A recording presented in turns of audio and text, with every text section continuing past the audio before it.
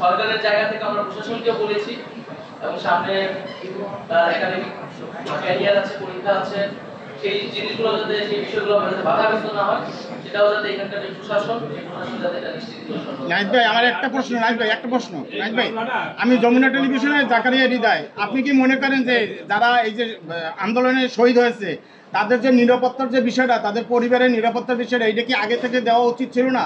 আপনি তো মন্ত্রণালয়ের একটা দায়িত্বে ছিলেন। এখন আজকের এই ঘটনার পর কি মনে করেন যে যারা বাংলাদেশে শহীদ হয়েছে তাদের ফ্যামিলিগতভাবে বা পারিপার্শ্বিকভাবে তারা একটা ভীত সন্ত্রাস বা তাদের বিরুদ্ধে একটা আশঙ্কা আতঙ্ক কাজ করবে কিনা? না, আরেকটা হচ্ছে যে কালকে ঘটনা পর মামলা যাতে না হতে পারে সেজন্য নাকি বিভিন্ন রকম প্রেশার ক্রিয়েট হচ্ছে এবং আমরা ভিন্ন খাতে সেটা প্রথমেই বলছি, সেটা প্রথমেই বলছি। আতঙ্কের বিষয়টা একটু বলেন।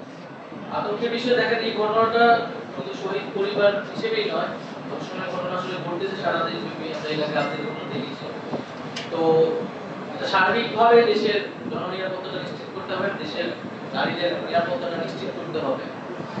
এবং শহীদ পরিবারের ক্ষেত্রে যে রাজনীতি, আমি যখন সরকারে ছিলাম সেই জায়গায় আমি কাজ করেছি তখন, এবং আমাদের জায়গা থেকে আমরা আমাদের পার্টির পক্ষ থেকেও সরকারের সাথে এই বিষয়ে আমরা কথা বলেছি, যাতে এই যে স্থানীয় থানাগুলো আছে, পরিবাররা যদি কোনো সময় রাজনৈতিক সমস্যায় পড়ে, তাদের নিরাপত্তা যদি সমস্যা পড়ে, তারা যাতে নিরাপত্তা প্রদান করে।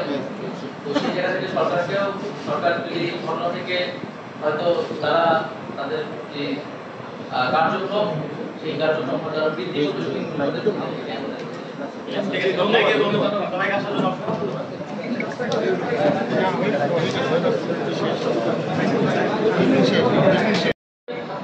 বিগত 15 বছরে আমাদের তো সামাজিক সাংস্কৃতিক মূল্যবোধ নষ্ট হয়েছে, আমাদের নারীরা অনিরাপত্তার মধ্যে পড়েছে। নারীদের যে নিরাপত্তার বিষয়টা, সেই জিনিসটা তো আসলে গত 15-16 বছরে আমাদের সমাজে, আমাদের আইনি কাঠামোতে আসলে উপেক্ষিত হয়েছে। তো বিগত এই সরকার গত 7-8 মাসে, যেহেতু পুলিশ প্রশাসন একটা দুর্বলতা রয়েছে আইন শৃঙ্খলার জায়গা থেকে, তারা এখনো সেটা আসলে কভার করতে পারেনি। এবং এখন বাংলাদেশকে নিয়ে শুধু নানাবিধ ষড়যন্ত্র তো অবশ্যই আছে। এই ঘটনাগুলো সেই ষড়যন্ত্রের অংশ কিনা সেটা আমরা এখন এই মুহূর্তে বলতে পারবো না, কিন্তু আমাদের এখন যে একটা কাজ, এই ঘটনাটাকে থামাতে হবে, এই বিষয়গুলোকে থামাতে হবে, আইন শৃঙ্খলা পরিস্থিতি আরো উন্নত করতে হবে, কঠোর করতে হবে আমাদের নারীদেরকে। এবং যেই নারীরা এই জুলাই আন্দোলনে প্রধান শক্তি ছিল, তারা রাজপথে নেমে আন্দোলন করেছিল এবং তাদের যে সাহস, সেটাই কিন্তু অন্য সবাইকে আসলে উৎসাহ দিয়েছিল এবং এই আন্দোলনকে সফলতার দিকে নিয়ে গেছিল। ফলে এই জুলাই আগস্ট বিপ্লবের পরে এই বাংলাদেশে নারীদের নিরাপত্তা নিশ্চিত হবে, এটা আমাদের সর্বোচ্চ প্রায়োরিটি, সর্বোচ্চ এজেন্ডা।